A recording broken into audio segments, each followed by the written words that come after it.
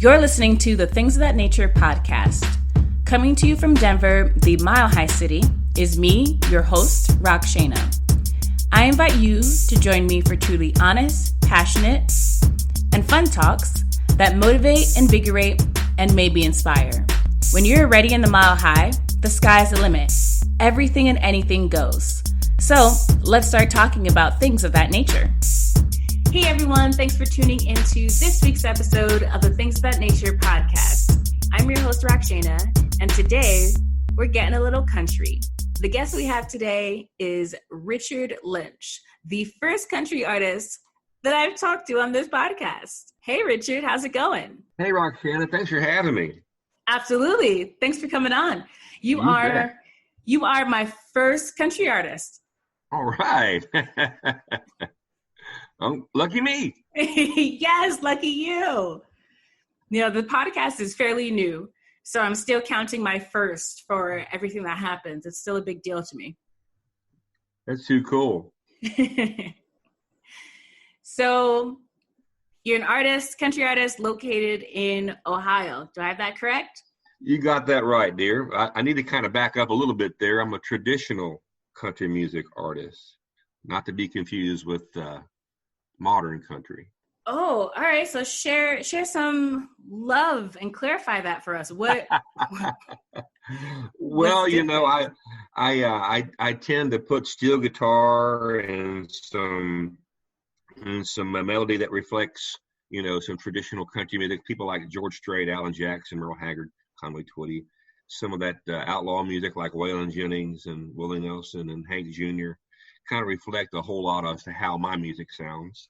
Now, have you always been in Colorado? I mean, not Colorado, you're not in Colorado. Have you always been in Ohio? Yeah, born and raised here in southwestern Ohio. I'm fortunate enough been playing long enough to where I played all over the country, and I've even done a few shows in Ireland. You know, I have a farm in southwestern Ohio. We grow horses and donkeys, and I raise a lot of hay and sell that. So it's a legitimate working farm we have here. That sounds fun. I like farms from a distance, yeah. I think. I need you more often, especially when we're baling hay. We need all the help we can get. Yeah, I guess I got to take it back. I only like farms from looking at them. I thought we might clarify a little bit there. Yes. So how was performing in Ireland? When did that happen? 4 years ago, I got to do a show with one of my heroes, a guy named David Frizzell, and got to go over and do a couple shows with him, and that was an absolute amazing event. You know, having never been across the pond before, I really didn't know what to expect, and had my doubts about people loving, you know, traditional country music over there, but I was absolutely blown away with how many people are just really bat crap crazy over real country music. And so it was a great experience. Oh, wow. And so you said that was the first time you performed or went out there? Yeah, I'd only been there the one time. And since then, we do lots of radio interviews and lots of European markets with my music. And I've made a lot of friends over there. And we're still friends today. We have a lot of interactions with the internet and all the particular charts and different things that go on in Europe. I'm very fortunate that I can be a part of that country music scene over there. Okay. They say don't meet your heroes, but you did. I did. I've worked with a lot of my heroes. I'm really? A lucky guy. Yeah. Wow. Were they all cracked out to be what you thought they'd be? Absolutely. You know, everybody has a bad day, and I understand that. But I've been lucky enough to see the real, the real genuineness of my heroes, and thankfully, I get to see that they're genuine. They have, really love for their profession, and they take their profession serious. And more importantly, they take their fans serious. They really want to make sure that their fans are are taken care of. By that I mean if they want to shake their hand or get a picture or what have you, they have time for their fans, and that's really important. I love that because I like to make sure that I spend the time that I need to with folks that want to spend their money and buy their hard-earned money and come see my shows and so forth. So I really appreciate that. So I do the same. Mm.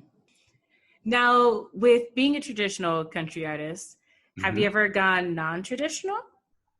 No need to. I can't be something I'm not. I mean, I've always played, back in the 80s and 90s, I played, country music, 5-6 nights a week. And if you're going to play the honky tonks and nightclubs, you got to be pretty diverse. By that I mean you got to play, some Southern rock and roll and dance tunes, as well as your traditional country music. And so I get that. But as far as an artist, my identity is a traditional country artist.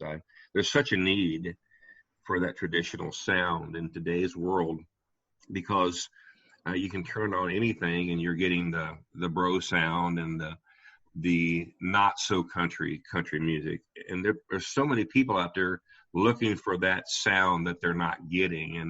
And there's me, and there's a few other folks out there that's providing new country music with that particular sound. And so, that's the niche that I have. That's the direction I've always wanted to go. And never before has there been a greater need for it than right now. Staying true to you. I like that. Yes, ma'am. So you just released an album. Yes, our current album is called Think I'll Carry It On. And just listening to the conversation that we're having, you can probably guess that the Think I'm Carrying It On is a traditional sound. Mm-hmm. And, I wrote all 12 tracks on the current album. We're currently in the midst of putting together our upcoming album. I have 4 tracks recorded, and this virus has kind of shut a lot of things down, recording studios as well. So we're just now going to be able to go back this 3rd weekend in June and put 4 more tracks down, which will leave 4 to go. I always put 12 tracks on every album I do. And no rhyme or reason. It's just something that I've always done. And I take great pride in the fact that I wrote or co-wrote all these tunes. And so when you hear my music, it kind of come from my heart. Nothing far-fetched out there. It's the real deal. Okay. How is that process for you, writing 12 tracks? That's a lot. It is, but if you think about it and you put yourself out there and you hear a clever little line or someone say something and you think, wow, that's a unique line, I write that down. And sometimes, a lot of times, things come to me on my own, but I'm always listening to that conversation and a clever little line or someone saying something that really is getting my attention for that moment kind of requires me coming down and sitting down, I should say, and writing that little idea, because ideas come and go pretty quick for me. I got to get them wrote as they come to me. How long does it typically take you? The last project, I think we worked about, not quite 2 years. Not quite 2 years. I had all the songs wrote, and then we were in the studio and doing all the music, and it was, released right at a 2-year experience. We tend to put a new album out every 2 years or 30 months at the most. And our current album is our 4th Nashville studio recording, and we're very lucky. We just keep continually building and getting that fan base. And I like to think that my music is becoming better because like anything, if you do something and you continually to do better and you always think that you're doing better, I like to think that the music is getting better as I go. Well, it has to be, or else you wouldn't do it. Absolutely. Well, either that or people are saying they've been awful good to me and lying to me. So. Right. Have you ever had a thought in your mind of maybe music wasn't it? No, not really, because I was born into a country music family, and by that I mean, my dad was an incredible singer and entertainer. And, at a young age, I can remember, getting up there in that old farmhouse where we growed up on the farm, and Dad would have the radio going, and he'd be drinking his coffee of the morning, and it was always that traditional country sound. And if I may, I got a quick little story about my youth. Oh, go for it. Well, at the ripe old age of 8 years old, I got to go witness my dad perform live for the very first time. And he's playing with this guy that I watch on television every Saturday. And I'm like all big eyed and like, wow, my dad he must be somebody. He's playing with this guy on television that I see every Saturday night. So I'm sitting here with my mother and my other brother, and we're just enjoying the concert, and my dad's doing his show. And unbeknownst to me, he pointed down to my mom and said, hey, send Richard up here on the stage. Now, here I am, an 8-year-old kid, never been on a stage before, much less in front of this huge crowd. And I got up and did an old Buck Owens song of that era.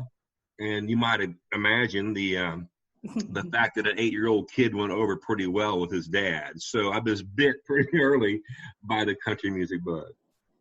That is a cute little story. Yeah, it's really true. And it's just something that's just, if people say, why do you do it? It's just what I am. It's just what I love. It's, it's a family tradition. Oh, that's nice. And then from there, that was it. I've got a nephew, and he is following in the music industry and following the interest. And then he just had a son, and his little son is absolutely enamored with that music thing. So, there may be another generation or two. I'm all done. So I'm hoping for the best anyhow. That is nice. And, it's those things that happen when you're younger that stick with you, and especially creative people, I've noticed, it sticks with you and then it just gets you going, and you just have that moment that you just hold on to. I believe you're right. If I live to be 100, I don't think I'll ever forget that. So that's I know you're exactly right when you say that. When did writing come along? Were you always like playing and writing, or just how did that dynamic happen? Well, in high school, I had this notion that I'm going to write a lot of songs, and I did. I guess I wrote a few back then, but life kicked in, and I'm buying houses, and I'm maintaining a construction crew, and I keeping the farm going, and kind of writing got a back seat, or maybe even beyond the back seat for many, many years. And then about 10 years ago, I sat down one rainy day. I couldn't do much here on the farm, and I wrote a song. And I really didn't have any intention on anybody ever hearing it other than my wife and maybe my mom. And my wife heard it, and she said, wow, that's really good, Richard. I said, well, thank you. But, my wife, you're going to say that. And so she played it for some friends and some more friends. And the next thing you know, I got invited to do a country music show in Columbus. And, it's just one of those songs that it's about my dad, and everybody has a dad. And so immediately they made their connection, they being the listeners, and equated that song with their own dad. And I didn't write it with anything in mind other than it was a tribute to my dad. But it caught on to so many people. And from that moment there, I was really wanting to delve back into that writing thing. And the last few years, I've been writing a lot. It's just one of those things where it comes to you. And it don't come to me every day. And I might go 6 weeks or 2 months and have a dry spell and not write anything. And then I might go a week and write 6 songs. It's just, there's no rhyme or reason. It just comes when it comes. Comes when it comes, things you hear. And like you have said before, you're right. It's for you. It's all from your heart. Yes, ma'am. I don't write anything that I can't equate, I can't relate with. I put myself in a story position, or I hear a clever little line that I relate with, and just let my heart and emotion run with it. How did your music end up on a Christian radio? Do you write Christian country or traditional country?